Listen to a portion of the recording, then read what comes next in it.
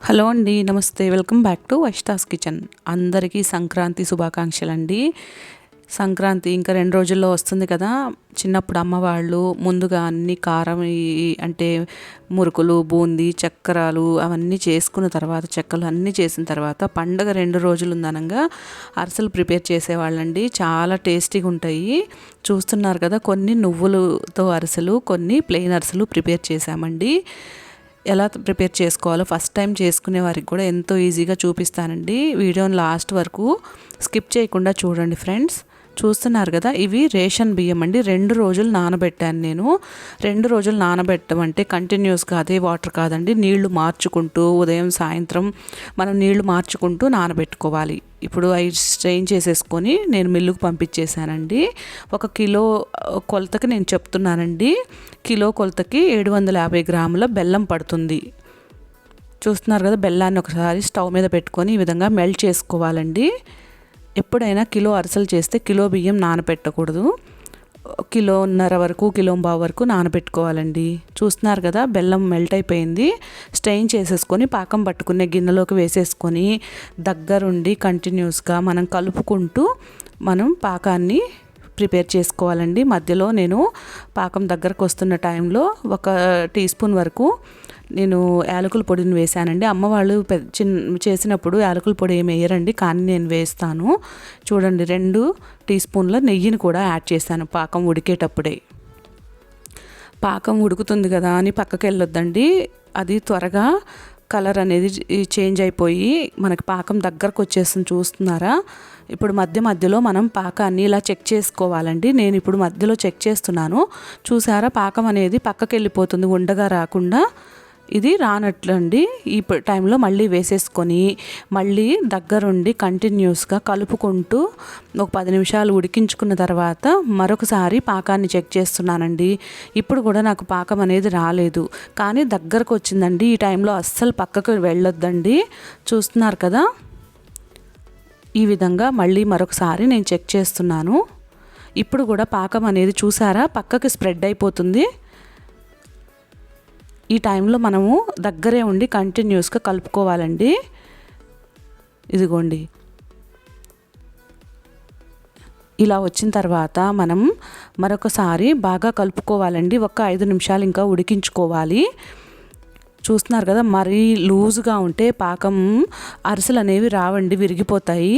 అందుకని మరీ గట్టిగా కూడా పాకం రావద్దండి. మనం పట్టుకొని పాకాన్ని ఎటు మౌల్డ్ చేస్తే అటు మౌల్డ్ అవ్వాలండి. చూస్తున్నారు కదా, ఫస్ట్ టైం చేసేవాళ్ళు కూడా ఈ టిప్స్తో నేను ఇప్పుడు చూపించిన పాకం ఎలా ఉందో అలా కనుక మీరు ప్రిపేర్ చేసుకున్నారంటే ఫస్ట్ టైం చేసే వాళ్ళకు కూడా అరిసెలు అనేవి చక్కగా వస్తాయండి. చూసారా, మనకి ఉండలా అయింది, కానీ మనం ఎటు మౌల్డ్ చేస్తే అటు మౌల్డ్ అయ్యేలాగుంది. ఈ టైంలో ఇది కరెక్ట్ కన్సిస్టెన్సీ అండి. ఈ టైంలో మనం స్టవ్ ఆఫ్ చేసేసుకొని గిన్నెని పక్కకు తీసేసుకొని మనం పిండిని కలిపేసుకోవాలండి.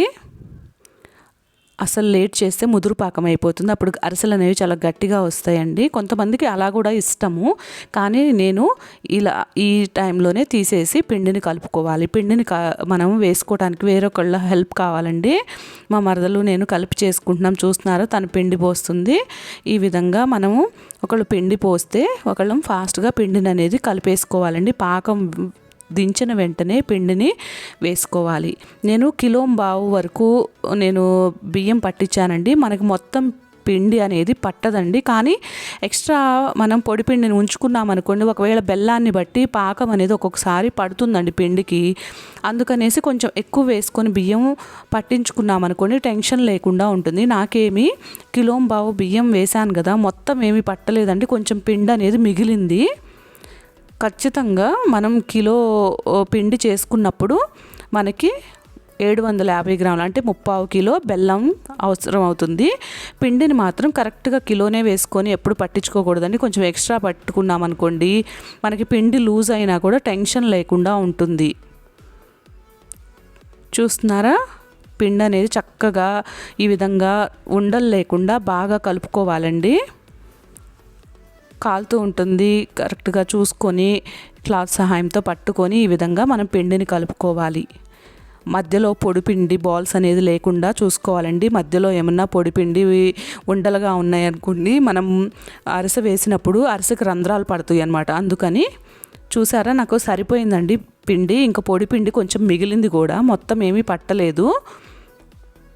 ఈ బెల్లాన్ని సెలెక్ట్ చేసుకోవటంలో కూడా ఉంటుందండి అరిసెలు రావటం అనేది. నేను ఊరికి వెళ్ళినప్పుడు అమ్మ వాళ్ళ దగ్గర బెల్లం అరిసెలు తయారు చేసే బెల్లాన్ని తెచ్చుకున్నాను అనమాట. ఆ బెల్లంతోనే ప్రిపేర్ చేస్తున్నాను. చూస్తున్నారా, మనం గరిటె ఇలా పైకి తీసినప్పుడు మెల్లగా నిదానంగా అది పడాలండి, జోరుగా పడకుండా. చూస్తున్నారా, పిండి కరెక్ట్గా కలుపుకొని దానిపైన నేను ఒక 4-5 టీ స్పూన్ల వరకు నేను నెయ్యిని యాడ్ చేస్తున్నానండి. నెయ్యి పైన వేయటం వల్ల, నెయ్యి కానీ నూనె కానీ ఈ పిండి పైన వేయటం వలన పిండి అనేది త్వరగా ఆరిపోకుండా, డ్రై అయిపోకుండా ఉంటుందని. చూస్తున్నారా, నేను చేతిలో తీసుకొని చెక్ చేస్తున్నాను. ఇది కరెక్ట్ కన్సిస్టెన్సీ అండి. ఇలా ఉన్నప్పుడు మనం పిండి మీద ఆరిపోకుండా ఇలా మూత పెట్టుకోవాలి. స్టవ్ మీద ప్యాన్ పెట్టుకొని మీకు కావాలంటే పూర్తిగా నెయ్యితో కానీ పూర్తిగా ఆయిల్తో కానీ చేసుకోవచ్చండి. కానీ నేను 1/2 లీటర్ నెయ్యి ఇంకా ఇంకొక 1/2 లీటర్ ఆయిల్ కలుపుకొని ప్రిపేర్ చేసుకుంటున్నాను. ఇలా ప్రిపేర్ చేసుకోవటం వల్ల అరిసె టేస్ట్ అనేది చాలా బాగుంటుందండి.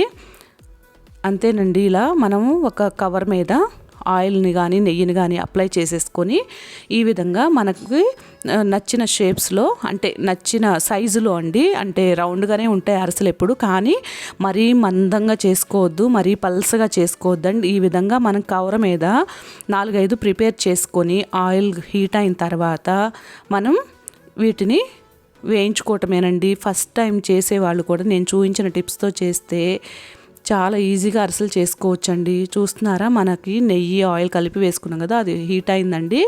ఈ టైంలో మనం అరిసెల్ని ఈ విధంగా వేసుకొని మెల్లగా 2 వైపులా టర్న్ చేసుకుంటూ అరిసెల్ని ఫ్రై చేసుకోవాలి. లైట్ గోల్డెన్ బ్రౌన్ కలర్ వచ్చేంత వరకు నేను ఫ్రై చేసుకున్నానండి.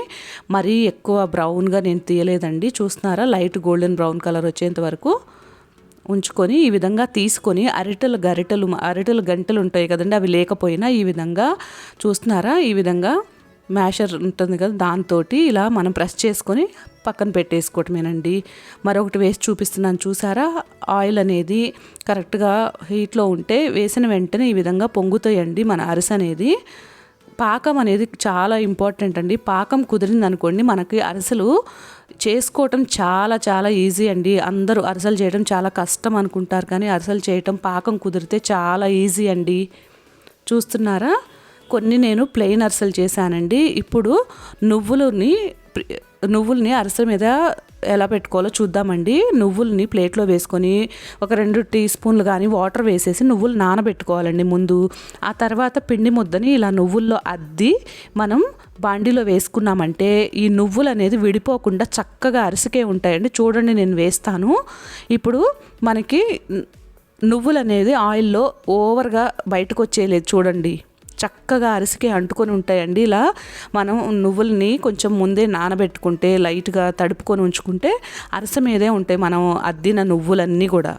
చూస్తున్నారు, ఆయిల్లో ఏదో కొంచెం వచ్చినాయి తప్పించి మిగతా నేను అద్దిన నువ్వులన్నీ అరిసె మీద చక్కగా ఉన్నాయి. ఎంత చక్కగా పొంగిందో చూసారా. ఈసారి ఈ టిప్స్ తోటి మీరు నువ్వుల్ని తడుపుకొని చూడండి ఫ్రెండ్స్, అరిసెలు నూనెలోకి మనకి నువ్వులు అనేవి విడిపోకుండా చక్కగా మన అరిసెకే అంటుకొని ఉంటాయి. చూపిస్తాను చూడండి, అన్ని నువ్వులు కూడా మన అరిసెకే అంటుకొని ఉన్నాయి. మరొకటి చేసి చూపిస్తాను చూడండి. ఇలా పిండి ముద్దకి నువ్వుల్ని అద్దుకొని మనం అరిసెను ప్రిపేర్ చేసుకొని ఆయిల్లో వేసుకొని ఫ్రై చేసుకోవటమేనండి. అసలు చూసారా, నువ్వులు అనేది నేను ఇప్పటి వరకు ఒక 10 నువ్వుల అరిసెలు ప్రిపేర్ చేశానండి ఈ ఆయిల్లోనే. కానీ నువ్వులు అనేది చూడండి, ఎక్కువ ఏమీ ఆయిల్లోకి రాలేదు, అరిసెకే అంటుకొని ఉన్నాయి కదా. మీరు కూడా ఈసారి నువ్వుల అరిసెలు చేసుకునేటప్పుడు కొంచెం నువ్వుల్ని పాలతో కానీ నీళ్ళతో కానీ కొంచెం నాననిచ్చి ఈ విధంగా ప్రిపేర్ చేసుకుంటే ఆయిల్లోకి మనకి నువ్వులు అనేవి ఎక్కువ ఊడిపోకుండా ఉంటాయండి. చూస్తున్నారా, అరిసెలు గరిటెలు లేకపోయినా కూడా ఈ విధంగా కూడా మనం ప్రిపేర్ చేసుకోవచ్చు.